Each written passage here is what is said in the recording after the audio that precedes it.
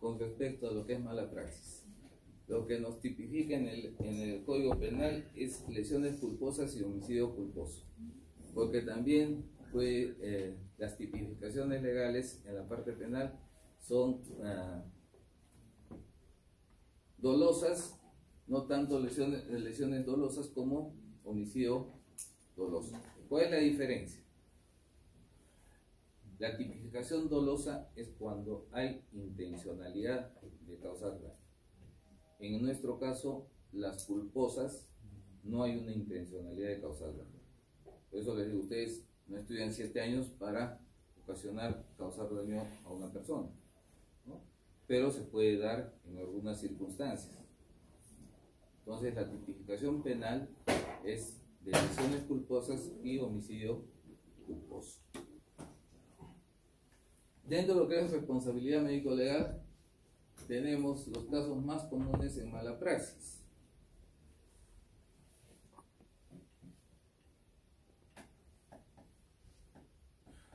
¿Por qué nos denuncian generalmente?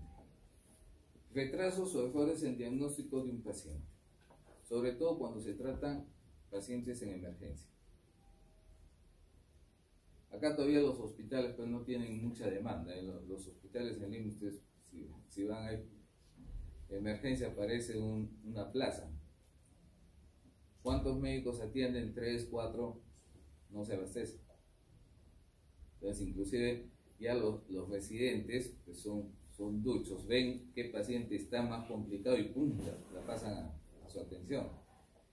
Alguna vez estuve en emergencia de un hospital, ¿no? Y llegó un viejito, ya una persona bastante mayor. Entonces estaban atendiendo, todas las salas de emergencia estaban atendiendo a los médicos. Entonces uno de los residentes termina de atender una emergencia y sale al pasillo. Entonces ya así a ojo de buen cubero, ¿no? Pero los familiares estaban ahí. Entonces ve que un ancianito que estaba ya agonizando, ya estaba agonizando el caballero. Inmediatamente él mismo agarra la camilla, ¡pum!, lo mete al consultorio. Cuando lo oculta, ya estaba muerto. Entonces hace todo su rollo de que le está haciendo reanimación, lo llama al anestesiólogo para que haga, al cardiólogo, perdón, para que le haga las paletas.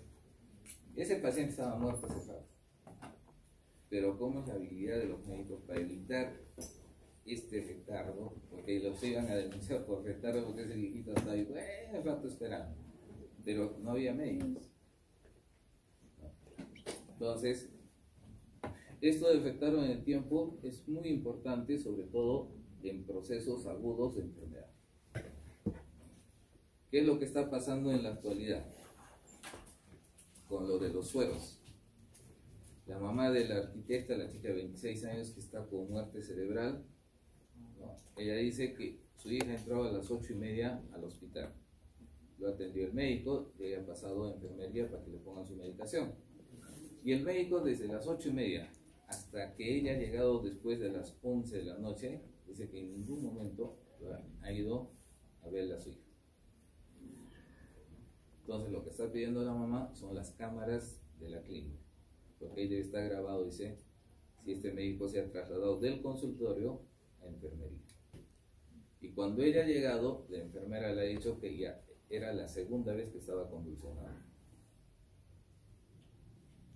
Y en ese momento se apareció el médico, le ha puesto un medicamento para evitar las convulsiones y ha pedido una tomografía. Entonces, vamos a ver en cuánto ha afectado la no visita de este médico a esta paciente. En este caso yo creo que no va a influir mucho, pero si fuera el caso de una hemorragia, ahí sí. Entonces, eso es lo que se valora con respecto al retraso en la atención. El diagnóstico del paciente. Hay cuadros pues, que ingresan que en un primer momento uno no sabe qué es lo que tiene el paciente. Entonces empieza a pedir exámenes auxiliares y todo para que más o menos oriente el diagnóstico que va a tener ese paciente. pero en ese lapso de tiempo le están dando un tratamiento sintomático. Entonces, eso es importante, su valoración. Como les digo, esto más que todos ver en casos de problemas agudos de salud. No seguir unos determinados protocolos. Ya nosotros en la parte de salud no utilizamos protocolos, utilizamos lo que son las guías de manejo de pacientes. ¿Cuál es el problema con las guías en nuestro medio? Que no están actualizadas. Las guías por lo menos tienen un periodo de validez de 2 años. Pero ustedes van a ver en los servicios de salud, esas guías tienen 5, 6, 7 años. O sea, ya están totalmente desfasadas. Entonces el médico, inclusive a la luz de la literatura, puede obviar estas guías, pero sustentarse siempre en lo que está escrito en la literatura.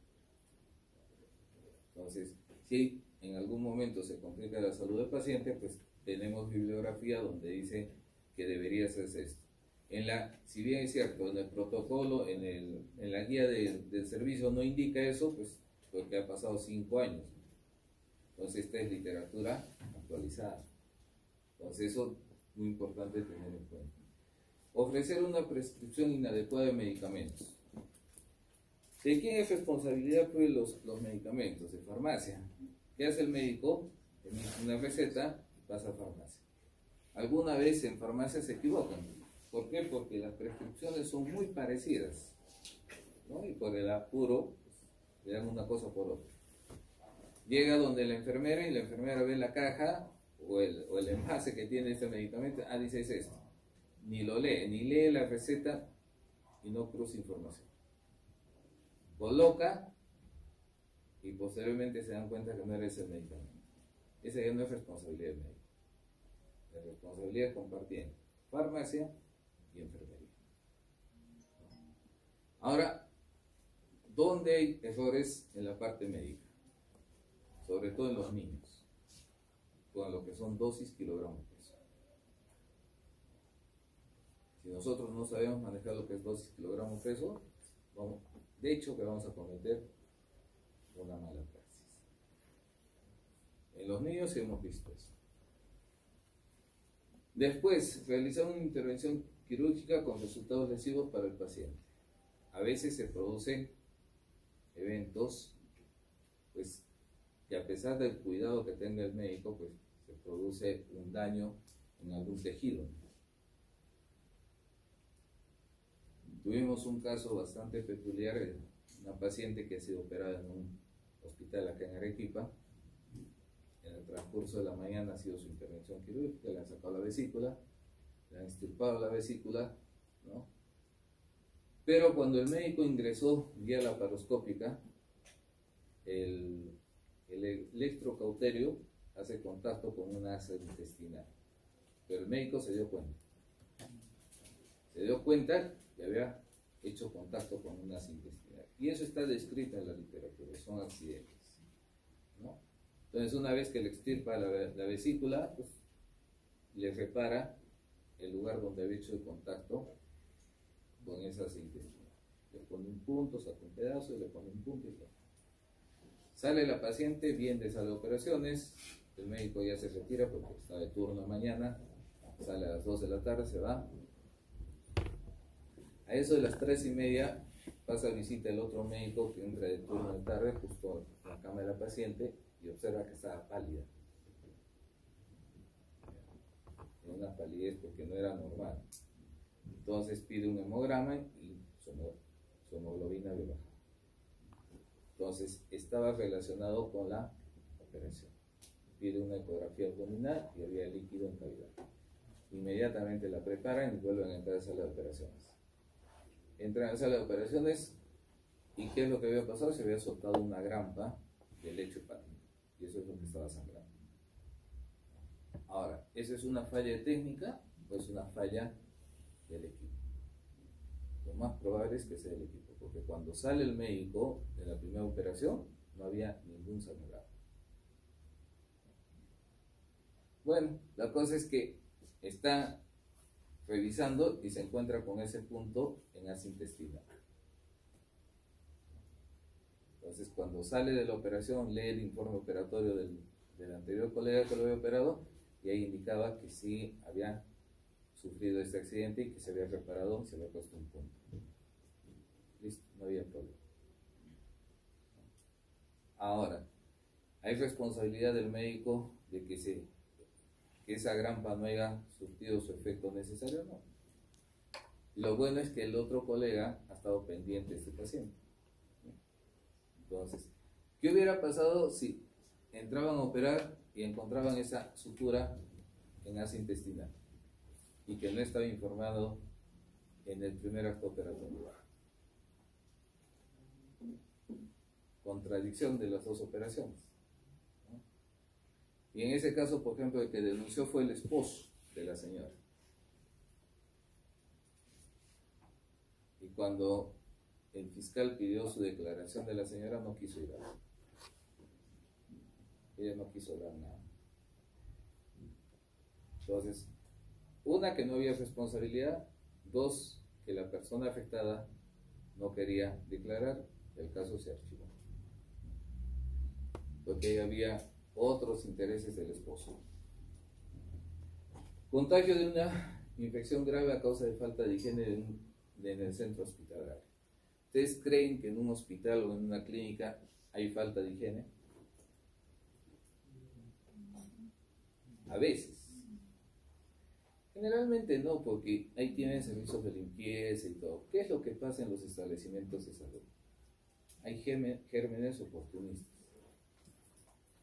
Entonces, por eso, cuando un paciente ya está estabilizado, inmediatamente los médicos observan esto y les dan de algo.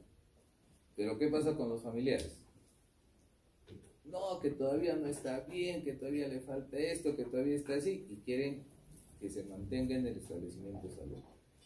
¿Cuál es el riesgo? De una infección intrahospitalaria. ¿En qué servicios donde más cantidad de pacientes se contagian de estas infecciones intrahospitalarias? Cuidados intensivos. Por eso ustedes van a ver en cuidados intensivos, se estabiliza el paciente, inmediatamente pasan a piso. Porque cuando están intubados, hay mucha probabilidad de un contagio de una infección intrahospitalaria. Y estos gérmenes que están dentro de los hospitales son muy agresivos. Entonces, por eso a los pacientes y a los familiares hay que hacerles entender que en el hospital solamente se estabiliza el paciente. Una vez estabilizado y ya mejorando, pues tienen que irse a su casa para los cuidados posteriores. No es que en el hospital va a salir 100%, porque ahí está probabilidad. Olvido de material quirúrgico en el interior de un paciente. Generalmente antes en las cirugías abiertas, pues se olvidaban gasas, apósitos, inclusive hasta instrumental quirúrgico. ¿De quién es responsabilidad directa el recuento de este material? De enfermería. Eso está en su manual de organización y funciones. Pero ¿qué pasa a partir de 2017? Hay una sentencia de un juez que indica que este cuidado básicamente es de enfermería, pero hay una corresponsabilidad del cirujano porque él es el jefe de equipo. Entonces lo sentencian a los dos. Entonces a partir de 2017 ya hay ese criterio en algunos juzgados, ¿no? Otros juzgados siguen manteniendo que esa responsabilidad directa de enfermería, de acuerdo al manual de organización y funciones. No prestar asistencia sanitaria de urgencia. Eso también está penado inclusive ahora. Hay una ley especial para el manejo de casos de emergencia. Ningún establecimiento de salud se puede negar a una atención de un paciente que se encuentre en emergencia, ya sea público o privado. No les pueden negar. Lo estabilizan al paciente y posterior a la estabilización del paciente, pues ya los familiares, si quieren, lo llevan a otro establecimiento o se quedan en el mismo establecimiento. Pero no se puede negar el la atención a este tipo de pacientes. Falta de supervisión postoperatoria. Esto más que todo está relacionado con el estado emocional de los pacientes. ¿Qué pasaba con los cirujanos antiguos, los viejitos? Ellos operaban en la mañana y en la tarde o en la noche siempre visitaban a su paciente. No sé, ahora los jóvenes no tenemos tiempo. ¿Y eso qué les generaba entre el médico y el paciente? Una confianza mutua, ¿no? El paciente se sentía respaldado por su médico y el médico pues tenía toda la evolución de las horas próximas a su operación de este paciente. Entonces esto generaba una relación mucho más cordial entre el médico y el paciente. Ahora pues operan, nunca más se acuerdan, porque generalmente ya no les toca a los 2-3 días y ese paciente ya ha sido dado de alta. Eso pasa en la parte pública. En la parte privada es diferente porque el médico pues lo atiende, lo opera, hace la visita hasta que le dé de alta. Pero en las instituciones públicas esto no ocurre, ¿no? Actos médicos por fiabilidad o por error médico surgen por el riesgo de equivocarse como ser humano. Imponderables que surgen a pesar del cuidado del médico. Generalmente, a veces son respuestas biológicas de cada individuo. Uno tiene el cuidado máximo de no dañar, pero a veces se produce, se da. Otras veces también este problema que vemos es porque por ciertas personalidades que tiene el médico. Hay un caso, por ejemplo, muy sonado, es de un caso de una mujer que entra con un aborto en curso en un hospital de provincia, y ese día estaba de turno un médico internista y una obstetriz, nada más, dos. No, un ginecólogo obstetriz. Entonces, la médico internista le hace la primera consulta y al examen de laboratorio sale que esta señora había estado embarazada y ha tenido un aborto. Cuando le hacen su hemoglobina tenía 6.2, creo. 8 de la mañana.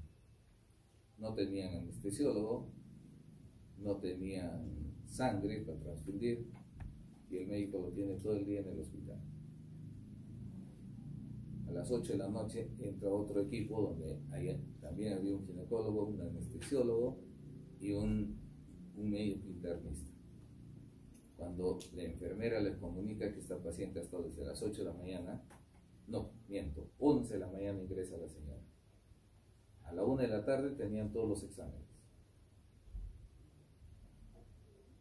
Y el médico no lo ha visto más. A las 8 de la noche entra el otro equipo y la enfermera le dice, hay una paciente que está en malas condiciones. La evalúan, no podían hacer absolutamente nada con esa paciente porque no había sangre, no había cuidados intensivos. Si bien es cierto, había ginecólogo y había anestesiólogo, pero si le hacían el degrado, iba a sangrar profusamente. Entonces necesitaba una unidad de cuidados intensivos, sí o sí. Deciden trasladarla a un hospital de mayor complejidad, que de ese lugar era más o menos 2 horas y media de traslado, y a la hora en el camino fallece la señora. ¿De quién es responsabilidad? Del primer ginecólogo. Porque él ha tenido es más, había ambulancia en ese turno. Había una ambulancia de turno. Si él no podía hacer nada, pues lo traslado a ese paciente. ¿Para qué me quedo con ese paciente? Finalmente falleció la señora y pues se ha llevado el juicio para este colega. Pseudoiatrogenia, aquellos que procuran obtener un beneficio secundario a costas del acto médico o del propio médico. Esto es bastante frecuente. Es bastante frecuente gente pues, que está interesada en la parte económica, no en que ha fallecido su familiar. Entonces, por ejemplo, tuvimos acá un caso de una neuróloga. Le ingresa una paciente al servicio y era una paciente que tenía un problema de colágeno. De hecho, una neuropatía por colágeno, tenía problemas encefálicos inclusive. Entonces, esos casos, según la literatura, pues podían vivir 50 años y no se morían del problema, como podían vivir 2 o 3 días, se complicaba y se morían. Entonces, era incierta la vida de esta persona. Y definitivamente esta doctora Gafa la hospitaliza, estuvo 3 días hospitalizada, se complica y se muere. ¿Y quién hace la denuncia? El hijo. El hijo que en esos 3 días nunca le ha visitado a su madre. Ni se ha personado siquiera para ver en qué condiciones de salud estaba su mamá. Pero ahí había otro interés, pues, económico. Y hay gente que es así. O sea, no les interesa la salud, sino lo que quieren es un beneficio económico.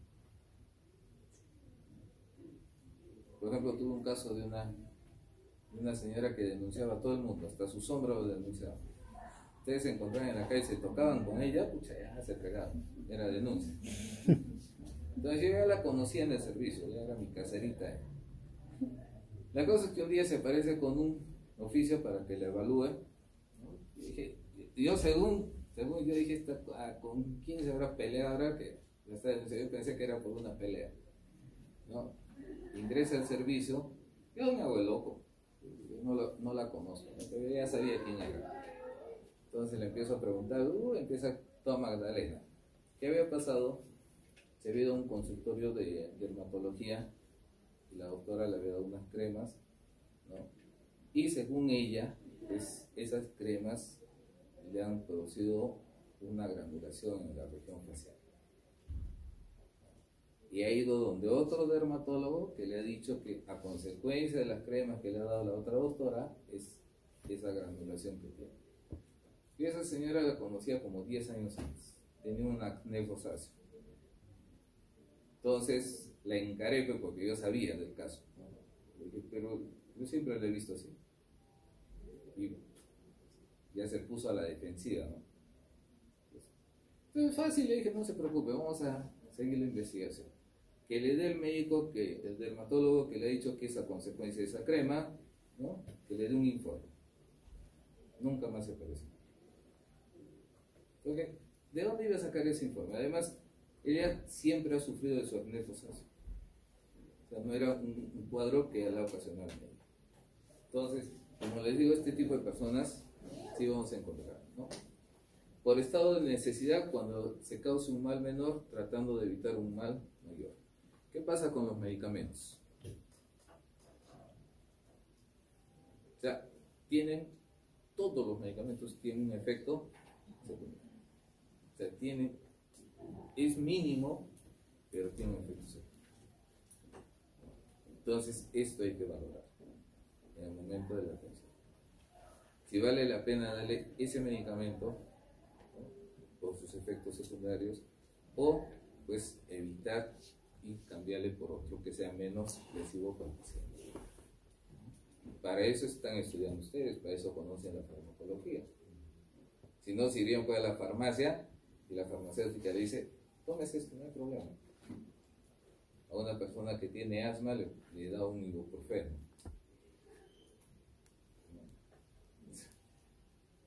Toma su medicamento y a una persona normal no le va a pasar nada, ¿no? Entonces, ese es el problema. Por concausas, respuestas anormales a un tratamiento ligado a factores propios del paciente. Generalmente, cuando hablamos de concausas, son personas que tienen una enfermedad oculta, ¿no? Nosotros le damos una medicación si se exacerba su enfermedad, ¿no? Cuando hacemos exámenes, pues recién nos damos cuenta, pucha, que esta persona, ni ellos sabían de esta enfermedad. Entonces se han dado cuadros alguna vez en ese sentido. Por ejemplo, tuve un caso de una niña, 16 años, tenía un dolor a nivel de hipocondrio derecho. Entonces se va a la farmacia y la farmacéutica pensó que era un cólico vesicular. Entonces le pone su inyección con suero, la chica sale, está caminando, con su mamá estaban por el centro, y empieza a sentirse con mareos. Entonces la mamá se asusta, se pide un taxi para llevarlo al hospital, y en el taxi fallece.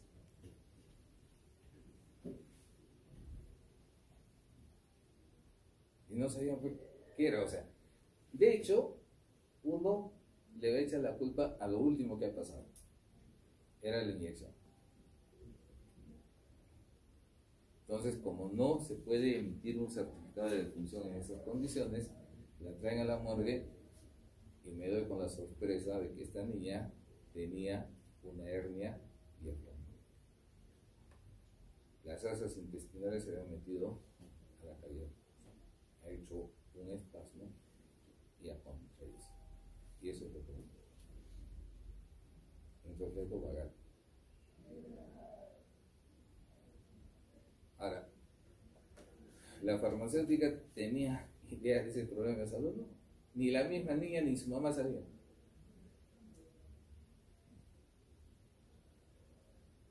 Ahora, ¿ella la debió medicar? Tampoco. ¿Hubiera ido a un hospital? ¿Le hubieran puesto la misma medicación? Probablemente. Probablemente porque no tenían idea de que esta chiquita tenía su hernia diafragmática, ¿no? Por el cuadro clínico hubieran dicho que es un cólico de vesícula biliar. Entonces, a eso se conoce como concausas.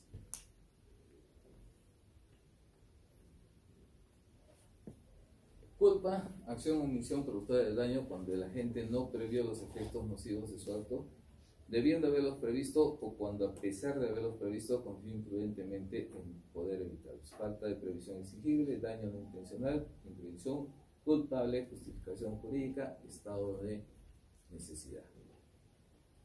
¿Qué formas de culpa nos imputan en el código, en los procesos legales? Lo que es impericia, imprudencia, negligencia, inobservancia de deberes y reglamentos. ¿Qué es la imprudencia? Acción en la que el autor debió abstenerse por ser capaz de causar daño o peligro. Fundamentos: la temeridad y el apresuramiento. Actos no adecuados, inusitados y peligrosos para el derecho ajeno tutelado penalmente. ¿Qué está tutelado en la Constitución y en el Código Penal? La vida del ser humano. Apresuramiento, omisión de medios necesarios. Violación activa de las normas de cuidado. Irreflexión, descuido, impremeditación, ligereza, atolondramiento, temeridad, inoportunidad o alocamiento. Cualquiera de esos términos se puede utilizar. Impericia, incapacidad técnica para el ejercicio de una función. Falta de habilidad normalmente requerida. Desconocimiento injustificable, inexperiencia, ineptitud profesional.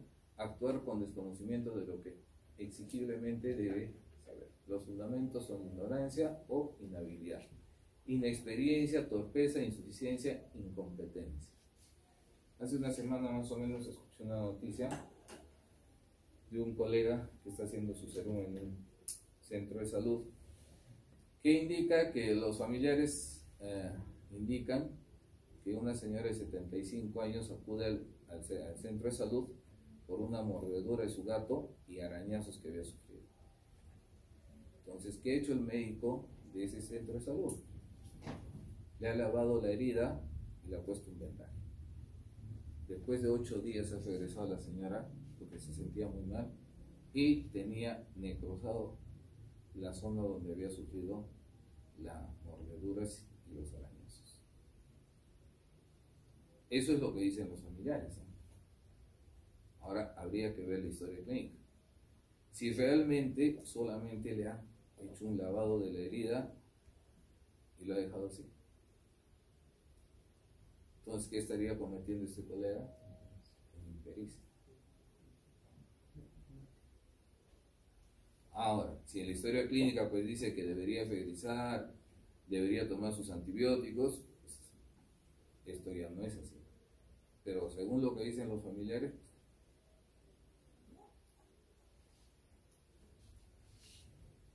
negligencia, conducta contraria a las normas que impone determinado comportamiento solícito, atento y sagaz y que son prescripciones encaminadas a impedir un resultado dañoso y peligroso. Falta de celo, vigilancia, constancia. Falta de empeño necesario, cuidado de diligencia, preocupación, control y verificación.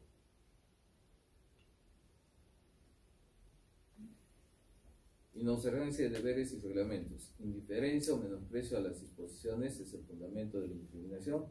El médico es responsable también cuando no cumple con los deberes que le impone el ejercicio de su profesión. Básicamente, esto está para nosotros concretado en lo que es la lex artis ad hoc.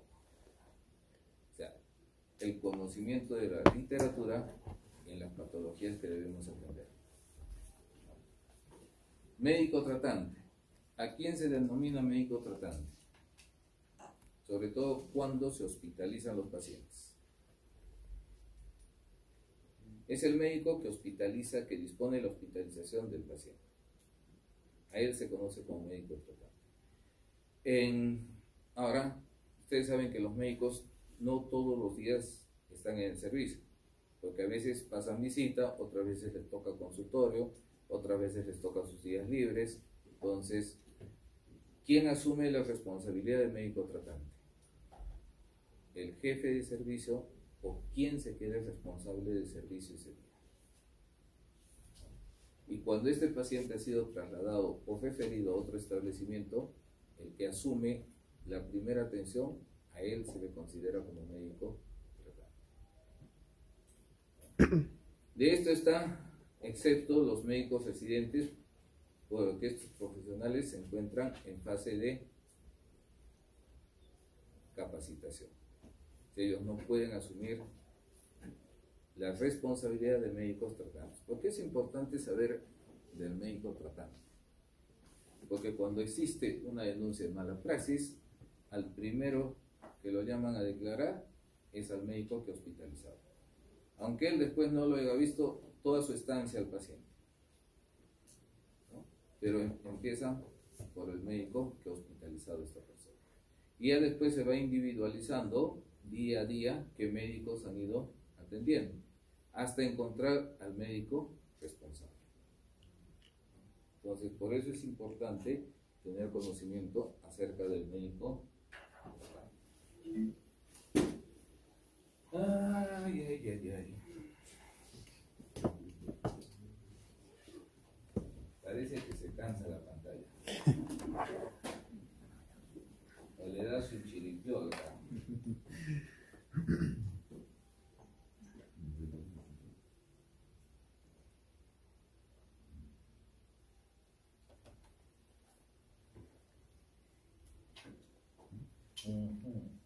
No quiere.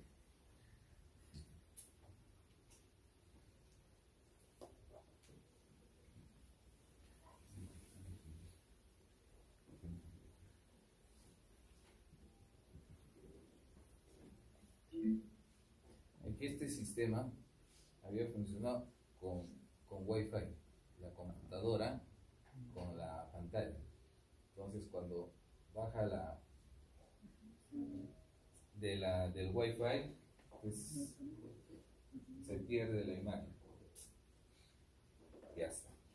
Este es un recordatorio que van a tener acerca de lo que es impericia, imprudencia, negligencia, inobservancia de documentos.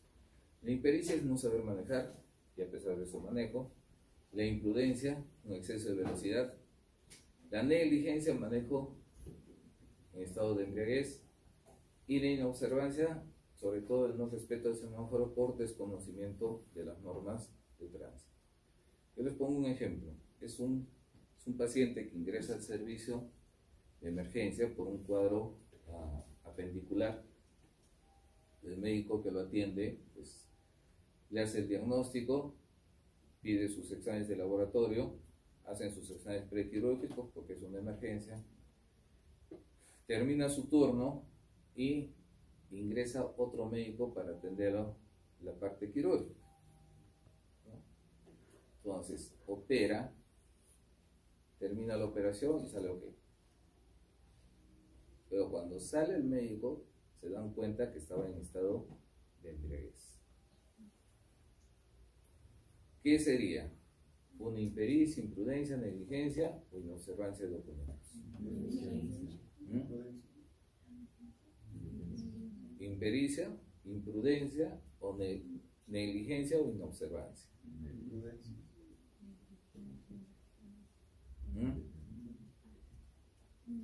No ha causado daño, ¿eh? Estamos diciendo que la operación ha salido ok.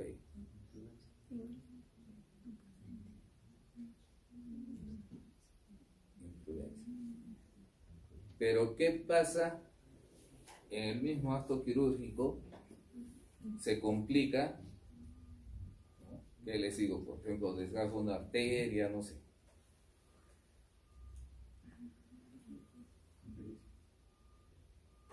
No. ¿Ah?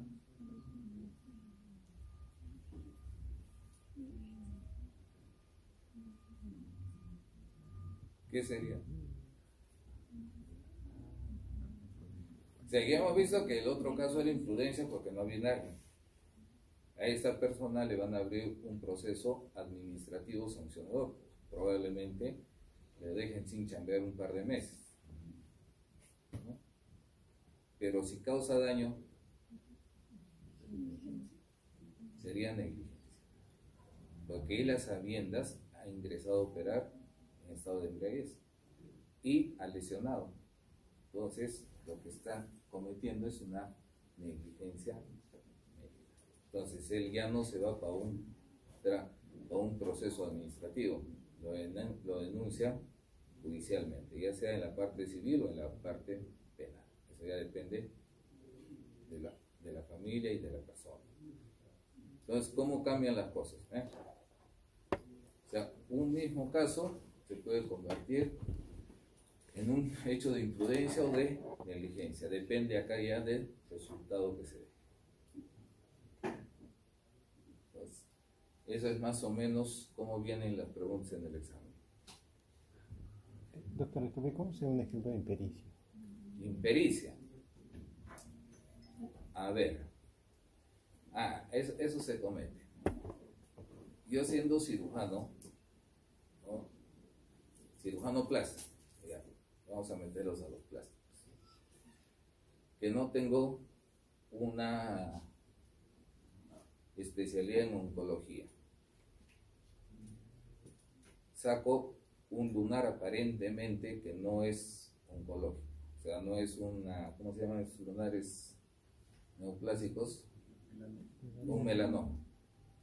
Entonces yo como cirujano plástico voy a hacer unos bordes bastante delimitados, medio centímetro, suficiente. Pero para el oncólogo dice que tiene que tener unos bordes, este tipo de neoplasias, mínimo de 2 centímetros.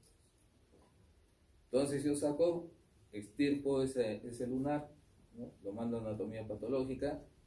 Anatomía patológica me va a decir que hay un borde que no está bien, que todavía tiene la neoplasia, ¿no?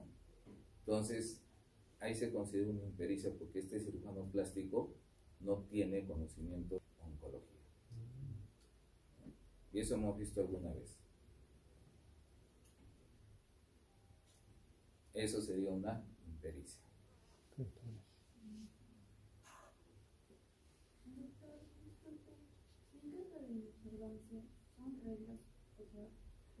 Más que todo, la inobservancia es las guías que tenemos en los hospitales. Pero como les digo, esas guías pues, tienen 4 o 5 años. Ya no sé. Entonces, a la luz de la literatura, pues a la capacitación que ustedes tienen constantemente, dicen, yo no utilizo la guía, pero me baso en esta publicación que ha salido este año. Listo, no hay problema. Y lo van a valorar pues en su momento y van a decir, claro, definitivamente esa guía tiene 7 años, ¿no? Y esta publicación tiene 1 año. Y en este año yo he hecho ese procedimiento. Listo. Tiene mayor peso Sí. Entonces, eso es lo que decía la lex artis ad hoc.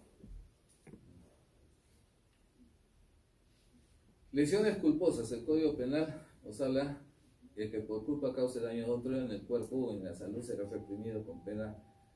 La pena no será mayor de 3 años si el delito resulta de la inobservancia de reglas de profesión, de ocupación o de industria, y cuando sean varias las víctimas del mismo hecho. La pena será no menor de 4 años. ¿Qué pasa ahora, por ejemplo, con el suero? ¿Quién es el responsable? ¿El médico? En absoluto. El responsable es el químico farmacéutico que ha estado a cargo de ese lote. O sea, ese pata se lo van a chantar los 4 años. Civilmente el responsable, ¿quién es? O sea, el que va a pagar la indemnización.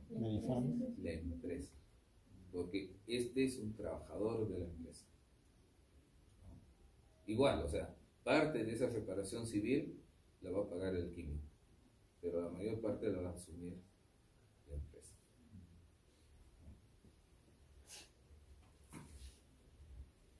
Daño del concebido, artículo 124 del Código Penal. Esto básicamente está dado para los abortos criminales o abortos provocados, ¿no? Y esto con más detalle lo vamos a ver cuando hablemos de obstetricia y aborto, ¿no? Es un capítulo que tenemos. El Código Civil, aquel que por dolo o culpa cause daño a otro, está obligado a indemnizarlo. El descargo por falta de dolo o culpa corresponde a su autor. Ya les he dicho que en los procesos penales nos pueden denunciar, en los procesos judiciales nos pueden denunciar tanto en la vía penal como en la vía civil. En la vía penal, ¿quién es el que se encarga de aportar la prueba en el proceso?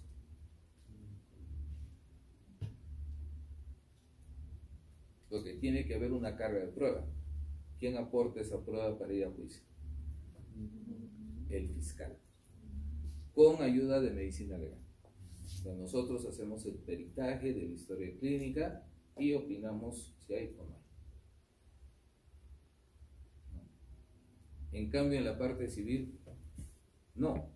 En la parte civil, el que asume la responsabilidad del aporte de la prueba es la persona que está denunciando. Entonces tiene que buscar que alguien le haga un peritaje. En nuestro medio, en Arequipa, por lo menos he visto que no hay peritos que se dediquen a esto. Pero a nivel nacional sí, hay unos 4 o 5 médicos que se dedican a esto, ¿no? Pero cobran fuerte. Entonces, no le conviene a la familia contratar un perito de parte, ¿no? Porque les va a cobrar en ese momento y a veces no hay plata.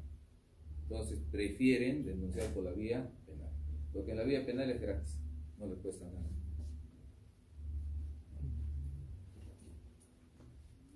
La responsabilidad hemos visto que le corresponde al que ha causado daño. El médico, la enfermera, la obstetricia, el técnico, el químico, en este caso de los sueros.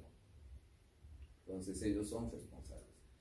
Los establecimientos de servicios de apoyo son solidariamente responsables por los daños. Esto es con respecto al pago de la indemnización. Son terceros civilmente responsables.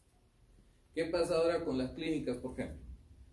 Las clínicas contratan ahora médicos, profesionales de la salud, médicos, y tienen un staff de médicos mínimo, o sea, para cubrir sus horarios. ¿Qué es lo que prefieren ellos? Es alquilar servicios. Entonces, cuando se produce un hecho de mala praxis, dicen, no, ese médico no es mi dependiente, o sea, no trabaja para mí. Yo le he alquilado el quirófano, le he alquilado el servicio de emergencia y nada más. Así que yo no soy civilmente responsable. Es una legalidad de los abogados que han conseguido. Entonces, por eso es que casi no contratan muchos médicos. Pero los médicos alquilan servicios de las clínicas. Cualquiera puede estudiar medicina, pero no cualquiera puede ser médico. Ser médico no es un oficio más, es una filosofía de vida. El que elige medicina no elige una profesión, sino una forma de vivir. En esta profesión, el errar es humano, ocultar los errores es imperdonable y lo peor, no aprender de ellos inexcusables. ¿Qué hubiera pasado con ese médico que ha dañado esa asa intestinal y no lo hubiera puesto en el informe médico? Lo comprometía al otro colega que ha entrado después de operar, ¿no? Porque lo hubiera encontrado, pucha, y hubiera tenido que poner. Y si se complicaba la salud de esa persona, esto terminaba en una necropsia y cuando leíamos el informe operatorio no encontrábamos esa lesión. Pero él sí ha reconocido que le ha causado daño y lo ha reparado. Y ahí ha quedado todo. ¿No? Ahora vamos a ver lo que es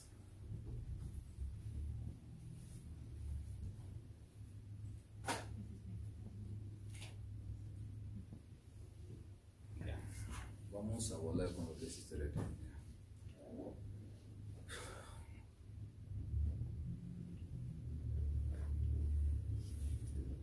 La historia clínica es un documento, como les decía, en la parte legal, pues, básico para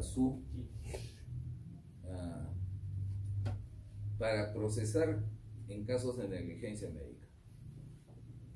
¿Quién es el que llena la historia clínica en los hospitales? El interno. ¿Y cómo lo llena? Como pueden, como quieren. Lamentablemente, en la salud, en la atención de pacientes, tenemos un principio, todos los trabajadores. ¿Qué principio será? Claro, el principio de no maleficencia, pero entre nosotros. Discreción, sí, discreción. Pero hay un principio básico en la atención del paciente. El de confianza mutua.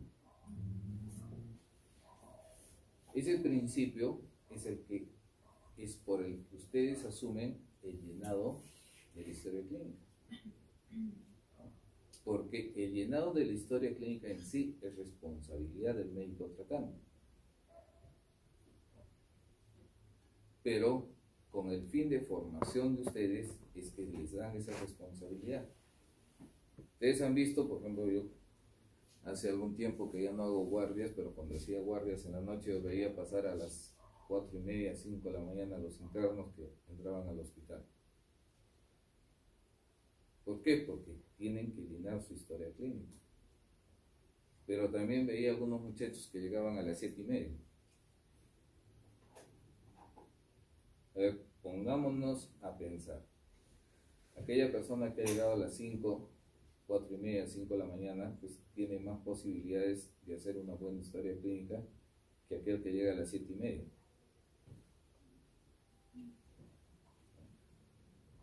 Y como les digo siempre, nosotros debemos ser responsables de su primer. Este principio de confianza que nos dan los médicos, pues no lo quebremos. ¿Por qué? Porque los médicos confían en ustedes de que van a hacer una buena historia clínica. Pero ¿qué pasa? Llenan, a veces ni siquiera han tomado los signos vitales. Copian del día anterior. No han recogido los resultados del laboratorio. A las 7:30 están pasando visita, ahora pues son bastantes, ¿no? Son 30, 35 por servicio, están llenos en la cama, el médico está entretenido y no los ve. Están llenando ahí la historia clínica. Inclusive inventándose los signos vitales, que es fundamental. Entonces, ¿qué estamos haciendo? Estamos quebrando este principio de confianza que tenemos. Pónganse a pensar ustedes, chicos, que no toda la vida van a ser internos. De acá a unos años van a estar en la otra vereda del cuidado de la salud de las personas. Ustedes van a ser médicos asistentes. Y a ustedes no les va a gustar que les hagan eso. ¿Por qué? Porque si ustedes se equivocan en esta historia clínica, están exponiendo a un profesional a un proceso de estos. Y todo por irresponsabilidad de ustedes. Ahora pues en los hospitales a ustedes pucha, los tratan en algodones. En mi época Una, que éramos pocos. Por ejemplo, cuando yo hice internado, voté solamente con 5 compañeros. Y nos batíamos los 5. Hacíamos 3 días así de turno, porque no había gente, no había residentes. Claro, cuando uno es joven, pues, tiene energías, pero de sobra. Uno se cabecea y ya está recuperado. Yo digo, a veces me pongo a pensar y digo, pucha, ¿qué voy a aguantar 3 días ahora? Pucha, termino 3 días y llego a cuidados intensivos. Si apenas hago una guardia de una noche. Ya no, o sea, es la edad, ¿no? Pero ustedes no. Ustedes en la juventud que tienen están llenos de energía, ¿no? Entonces aprovechen esa energía, aprovechen esa confianza que les dan en los establecimientos de salud. A nosotros fue que el jefe de servicio nos va a ver llenar la historia clínica, pues si éramos 5. O sea, que al toque se daba cuenta. A veces, alguna vez me acuerdo, un compañero se había olvidado de pasar un examen de laboratorio. Justo llegó el jefe y lo encontré anotando el examen de laboratorio. Agarró y lo botó así. Y no te botaba, pero no te decía, oye, ándate. ¿Para qué sirves? Calladito. Y ahí merodeando en el patio estaba mi pobre compañero. Y nos aplazaban, pues. Nadie reclamaba. ¿Dónde se reclamó?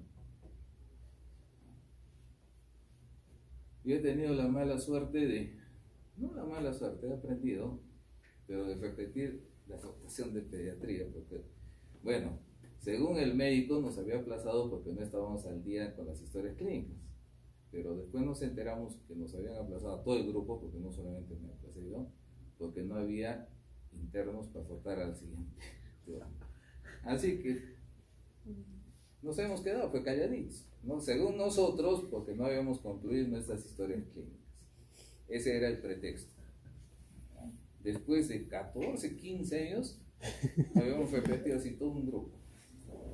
Bueno, nos ha servido bastante porque de mis 5 compañeros que somos, 3 han hecho pediatría. Son 3 pediatras. Una falleció hace un mes. 2 pediatras han quedado. Nos gustó pediatría porque hacíamos cuidados intensivos en pediatría, hacíamos hospitalización, todo manejábamos nosotros, ¿no? Entonces ahí a 3 les gustó pediatría, terminaron haciendo pediatría. Pero sí, o sea, es incómodo repetir. Y el último año, pero esto, y en los otros servicios era igual, ¿no? Por ejemplo, en cirugía teníamos un jefe, Miguel Ayes, gordo, alto. O sea, que ese doctor entraba a sala de operaciones y uno tenía que leerle la mente qué necesitaba. Porque nosotros ayudábamos, instrumentábamos, hacíamos primero y segundo ayuda, ¿no? Entonces, el que estaba en la mesa instrumental, pues tenía que estar ojo a lo que se hacía. Ya sabíamos, ¿no? Primero bisturí, pinza, después tijera curva. A veces se equivocaban, agarraba la tijera, traiga la mano, coño, y ¡pah! Con la tijera. ¿Qué vas a decir? A llorar. Claro que las chicas lloraban más que los chicos. Nosotros nos aguantábamos después al salir, pues nos daba roche y nos íbamos a llorar, pero con la mano morada. O sea, una vez mi compañero, ya que le había dado tan fuerte en el dorso, la mano al día siguiente no podía mover, estaba todo hinchado. Y así tenía que ir a hacer sus tareas clínicas. Cuando estuvimos en pediatría, hubo una epidemia de varicela. 3 de mis compañeros cayeron con varicela. 1 hospitalizado, ¿ya? Y 2 así mal tenían que asistir. O sea, no había permiso. Pero no había pues personal. Entonces, ese era el trato que nos daban a nosotros. A ustedes no les dan ese trato, ¿no? Pero también no pierdan esa confianza que se les da, ¿no? Porque no es en beneficio del médico, es en beneficio del paciente. Y nosotros trabajamos para beneficiar a una persona que está mal. Y esa confianza que nos dan, pues es... Van a encontrar también otros casos, por ejemplo, médicos que no dan nada de la historia clínica. Generalmente aquellos que han sido denunciados. Ellos manejan su historia clínica. Cuando ustedes van, les preguntan algo, sí, puede ser, no sé. Entonces, ¿por qué han tenido una mala experiencia? Entonces, hay que comprender a estos colegas. Porque ya van a ver que cuando uno lo denuncia no es nada fácil. No es nada fácil. Entonces, sean responsables siempre en el lugar donde estén. ¿Dónde se tiene la primera historia clínica registrada dentro de la historia de la medicina? En la Universidad de Montpellier, en Francia. Hay una historia clínica rudimentaria que lo firma Taddeo Alderotti. No es la historia clínica que tenemos ahora. Tiene unos datos, pero son las primeras anotaciones que se conoce como ya una historia clínica. La historia clínica es la descripción documental de los procesos patológicos que afectan a un paciente durante cierto periodo de tiempo. En ello, el personal de salud tiene el deber de consignar con la mayor fidelidad y exactitud todos los datos referentes a cada proceso de atención médica que se realice. Dentro de la legislación de las historias clínicas está la Ley General de Salud, artículo 15, artículo 25, 29 y 39, la Ley 6842. Se crea el Registro Nacional de Historias Clínicas Electrónicas con la ley número 30024 del 22 de mayo del 2013. Reglamento de la ley que crea el Registro Nacional de Historias Clínicas del 16 de diciembre de 2015. Y la norma técnica que se ha creado, que se elabora el día 13 de marzo de 2018. Imagínense, ¿desde qué año estamos? Vean, ¿desde qué año estamos con la historia clínica electrónica para el sector salud? ¿Qué año estamos ahora? 12 años que no se implementa. ¿Cuál es el principal problema? Las computadoras. Dice que para el soporte de estas historias clínicas necesitamos computadoras actualizadas. ¿Cuál es el tiempo ideal de una computadora? La vida de una computadora. 3 años. Máximo 5 años. Entonces es un gasto inmenso para el Estado peruano la compra de computadoras y está renovando cada 5 años, ¿no? Entonces por eso es que no, inclusive ya hay el software de estas historias clínicas. Había habido una especialidad en medicina de sistemas informáticos, no sabía. El año pasado tuve la suerte de estar en una conversación acerca de historias clínicas electrónicas y había 3 colegas, 2 que se habían formado en Inglaterra y 1 en Estados Unidos, que son médicos que tienen la especialidad en informática. Trabajan con un equipo de ingenieros. Entonces ellos nos comentaban este problema. Ahora, ¿cuál es una de las soluciones? Alquilar computadoras. Hay empresas, dice, que alquilan computadoras por el lapso de 5 años o 10 años, pero eso también es un costo. Entonces el Estado peruano no está en condiciones también. Dice que estos equipos, estas historias clínicas, por ejemplo en Estados Unidos, tienen 2 matrices, los servidores. Uno que es exclusivamente para imágenes, porque es muy pesada las imágenes, y otro que es para historias clínicas y exámenes de laboratorio. Entonces cuando uno ingresa, entre los 2 se interconectan y tienes toda la información. Entonces eso es lo que más o menos están queriendo hacer acá. Pero pues por situaciones económicas no se da. ¿Qué instituciones tienen historias clínicas electrónicas? De salud y las clínicas particulares.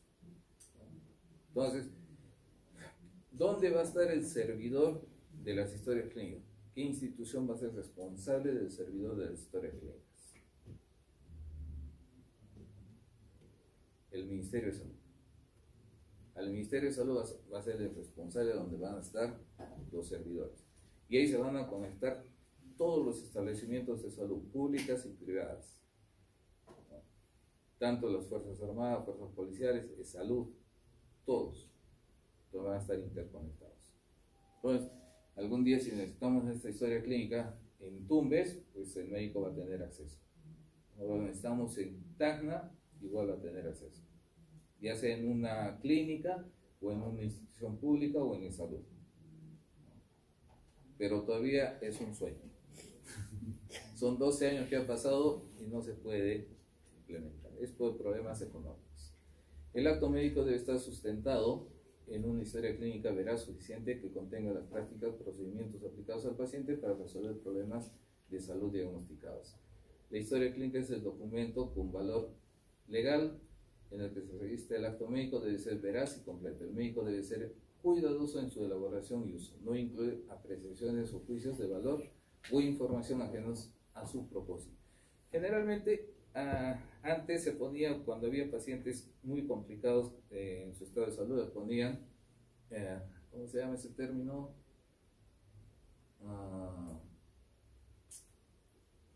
Se me ha olvidado.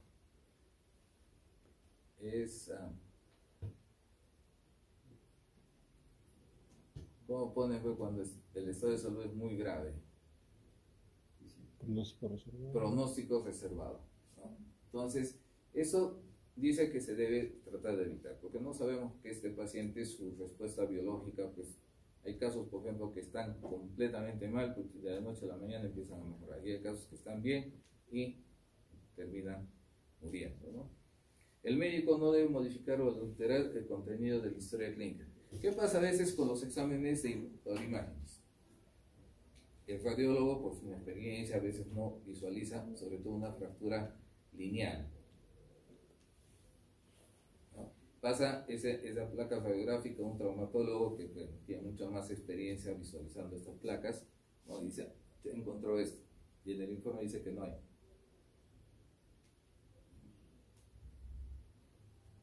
Entonces, para subsanar esto, se hace una junta médica entre los radiólogos y los traumatólogos, y se pone en la historia clínica una adenda indicando que en junta médica se llega a tal diagnóstico, ¿no? Para evitar borrones o cambios de diagnóstico, ¿no? Porque esto también a veces llama a la susceptibilidad cuando uno está investigando el caso.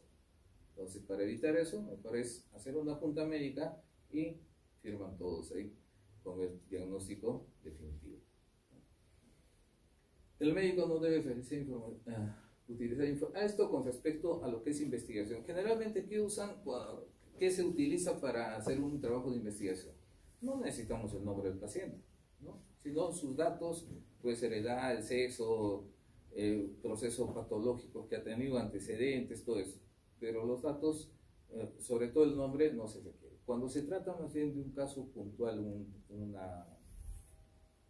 un caso de investigación, por ejemplo, de un proceso único, pues ahí sí, ¿no? Entonces, pero para ese caso se tiene que pedir autorización inclusive del paciente para publicar ese caso, ¿no? En caso de trabajos de investigación así generales, no es necesario, ¿no? En lo que dice la historia clínica electrónica, el documento, la ley, dice ese documento médico que registra los datos de identificación y los procesos relacionados con la atención del paciente en forma ordenada, integrada, secuencial e inmediata en la atención que el médico u otro profesional brinde al paciente, cuyo registro unificado y personal multimedia se encuentra contenido en una base de datos electrónica registrada mediante un programa de computación refrendada con la firma digital del profesional tratante. Para la utilización de estas historias clínicas electrónicas, obligatorio tienen que tener su DNI electrónico. No van a poder acceder a estas historias clínicas si no tienen su DNI electrónico. Es igual ahora, por ejemplo, para llenar los certificados de defunción en la plataforma del SINADEF, obligatorio tener el DNI electrónico. Si tenemos el DNI azulito, no vale, no nos permite, no tenemos acceso, ¿no? Entonces, igual va a ser en estas historias clínicas electrónicas. ¿Qué ventajas tiene tener una historia clínica electrónica? Su seguridad, la integralidad, autenticidad, confidencialidad, exactitud, elegibilidad, el escrito, conservación, disponibilidad y acceso. O sea, podemos acceder en cualquier parte, la disponibilidad está a las 24 horas del día, o sea, no necesitamos que haya un servicio de estadística para que nos dé las historias clínicas, ¿no? La conservación, pues, ahí no se daña, a no ser que entre algún virus o alguien que quiera dañar, igual que en el SINADEF, ¿no? El 2022 hubo un ataque, entonces y aparecieron certificados de Pedro Castillo muerto, o sea, hubo un problema, pues, o sea, esa seguridad, pues, no es al 100%, ¿no? Y siempre se va a dar este tipo de ataques. Luego hubo todo un escándalo, porque lo mataron por Pedro Castillo, salió un certificado de defunción. Entonces echaban la culpa del Ministerio de Salud con el FENIEF, porque decía que el FENIEF tenía que tener cuidado, el Ministerio de Salud decía que no. Es más, me llamó un muchacho que había sido mi alumno, que estaba haciendo su serum, y me dice: doctor, ¿sabe qué? Tengo un problema, ¿qué ha pasado? Me han comunicado, dice que yo emití 5 certificados, ¿y tú los has emitido? No, me dice, yo no emití nada. Ándate a la comisaría y pon denuncia, ¿no? Porque si no, después, pucha, tú vas a salir responsable. ¿Y dónde van a emitir los certificados? Dice que en el hospital Honorio Delgado. Yo no trabajo ahí. Ya, peor, pon nomás tu denuncia. Y después pues, empezaron a investigar, había sido un hacker que había entrado y había manipulado todas estas cosas, ¿no? Entonces, ¿qué se llama la seguridad? Pues no es al 100%. En nada informático es al 100%. Han visto cómo entran a los bancos, ¿no? Y eso que los bancos tienen un sistema de seguridad muy protegido, pero igual. Entonces, se va a dar esto. La disponibilidad, las historias clínicas electrónicas y versus las manuales. Disponible en todo lado, las otras son disponibles solo en un lugar. La información se consigna siempre, es legible, sí, casi siempre, porque ¿qué pasa? A veces los médicos escriben tan rápido que confunden algunas palabras, ¿no? Pero sí se puede entender, no hay problema. En cambio, en las manuscritas, ese sí es fatal. Es más, alguna vez cuando nos han llegado las historias clínicas manuscritas, hemos pedido la transcripción de esta historia clínica. Entonces el fiscal lo manda al hospital, el director del hospital notifica al médico, le pasa la historia clínica, ¿y qué nos responde? Escriben una frase y dice ilegible. Escriben otra frase ilegible, o sea, no entienden su propia letra.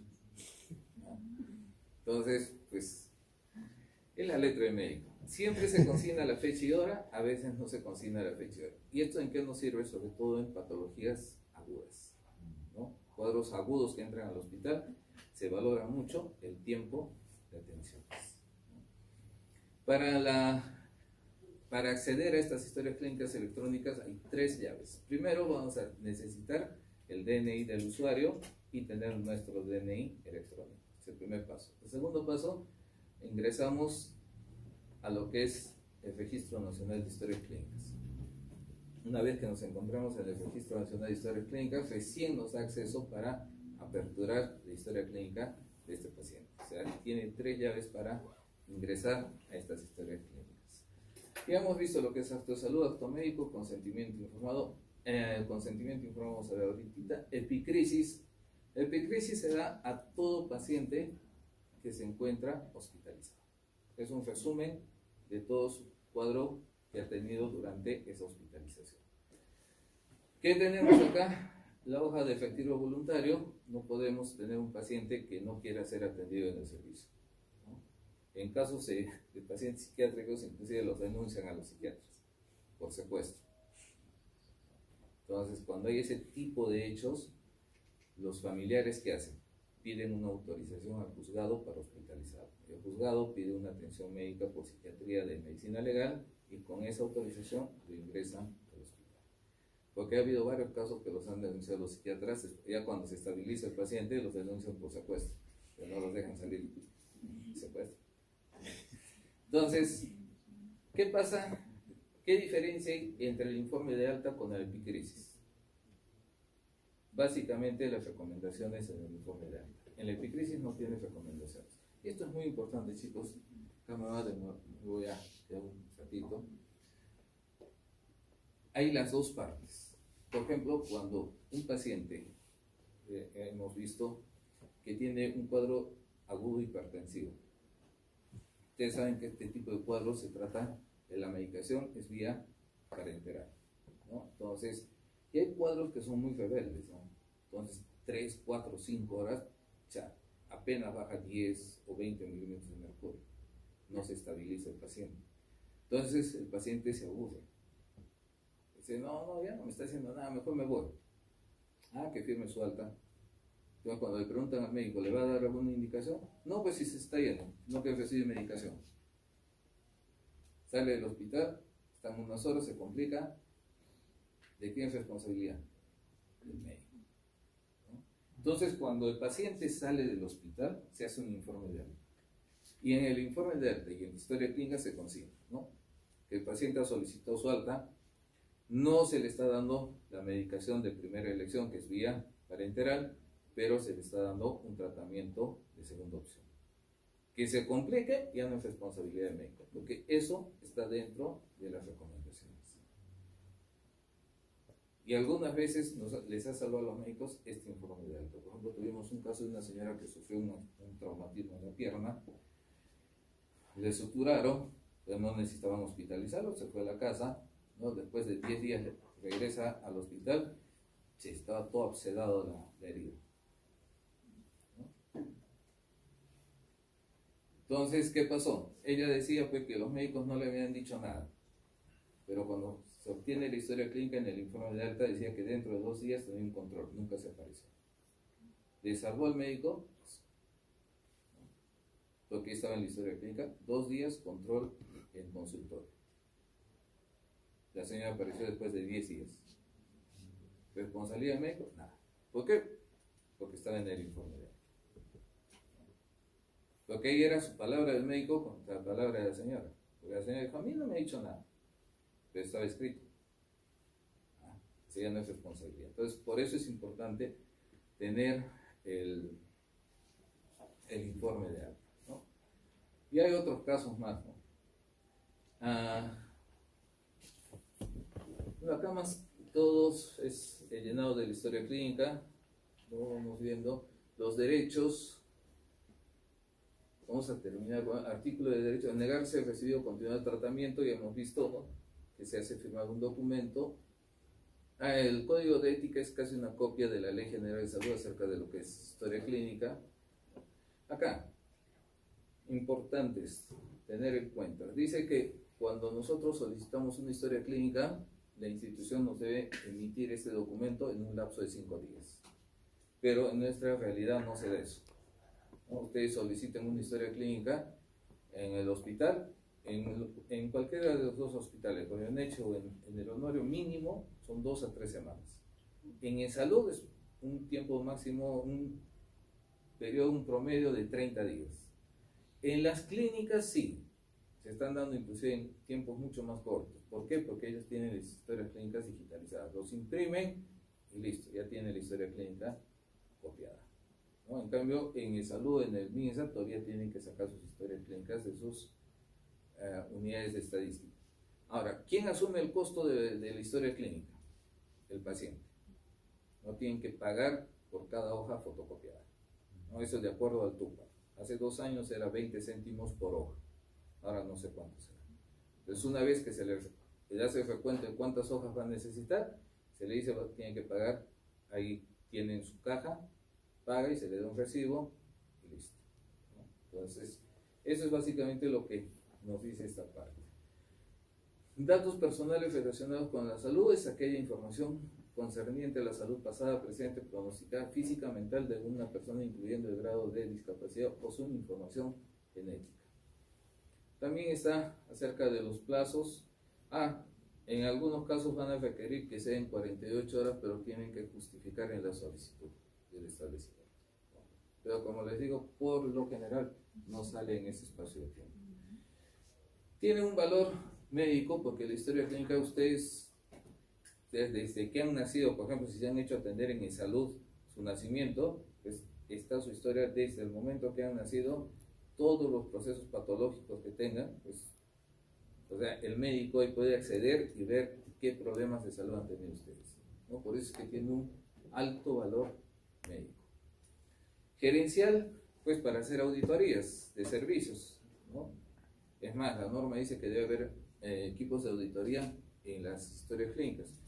Lamentablemente, en ningún hospital de Arequipa he visto que tengan estos equipos de auditorías de historias clínicas, ni tanto públicas ni como privadas, ¿no? Y estas auditorías, ¿para qué sirven? Para mejorar la calidad de los servicios de salud. En la parte legal hemos visto que es la principal fuente de información para hacer un peritaje médico-legal.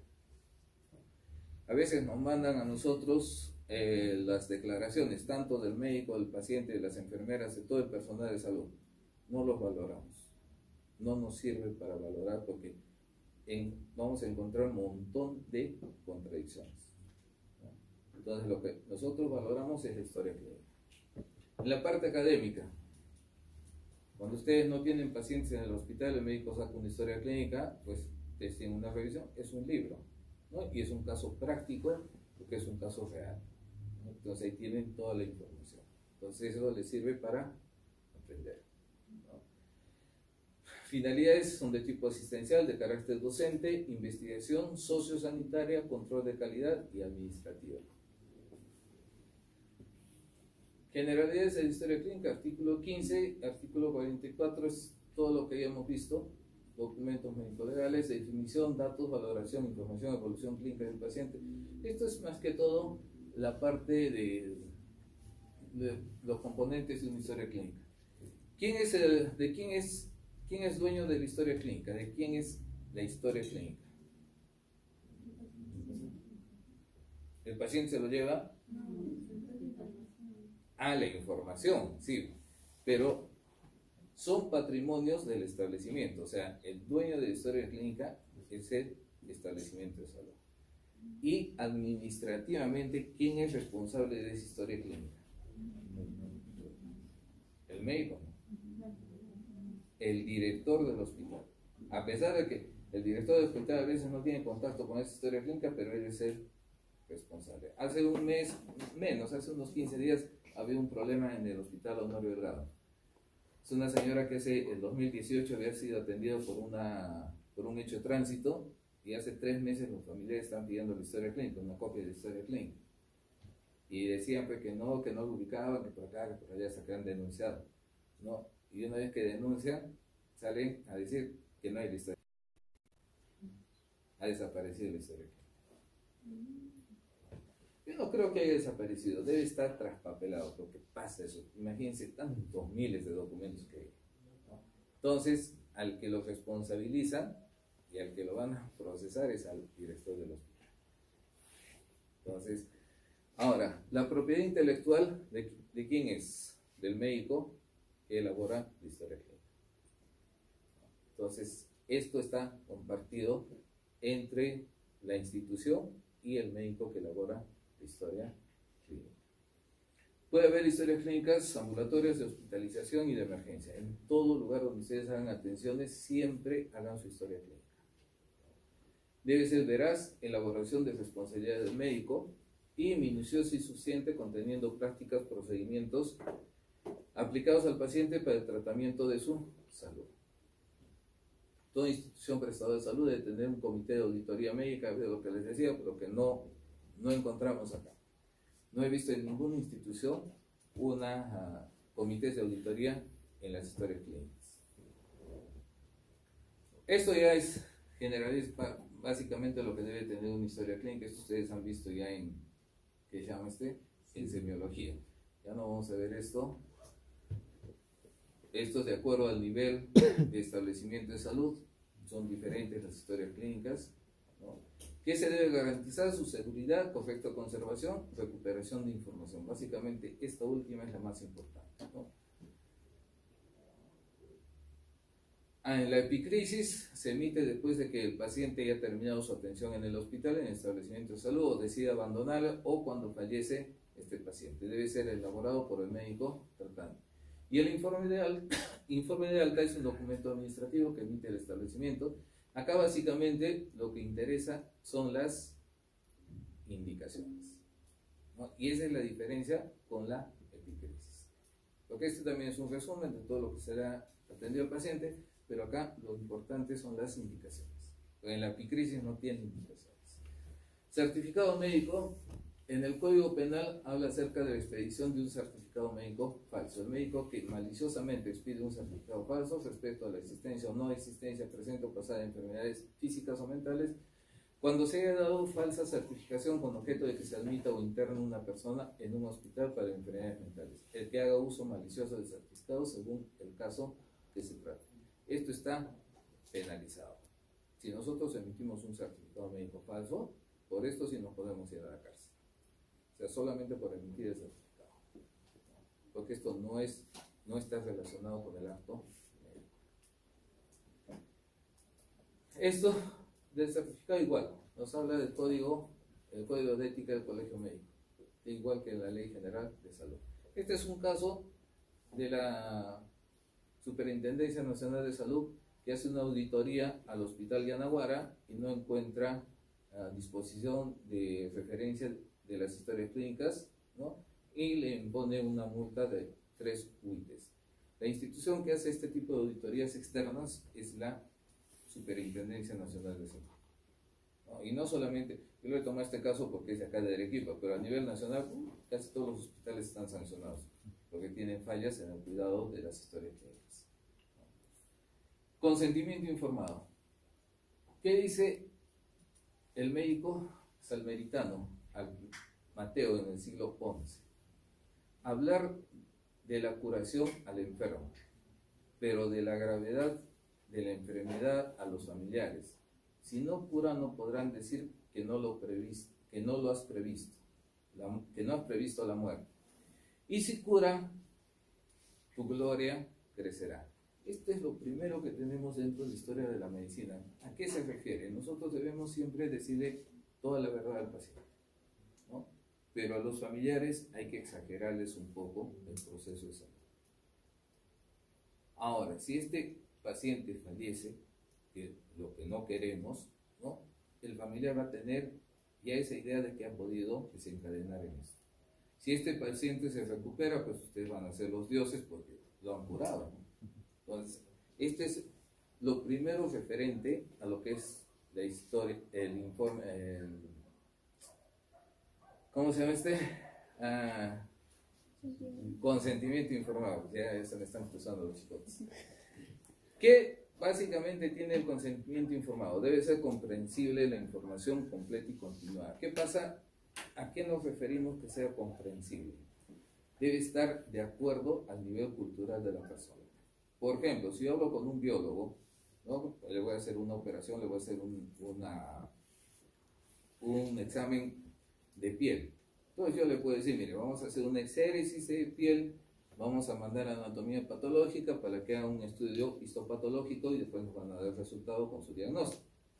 Pero si eso es con esos términos, le digo a una persona que tiene 5º año de secundaria, no va a entender ni chi.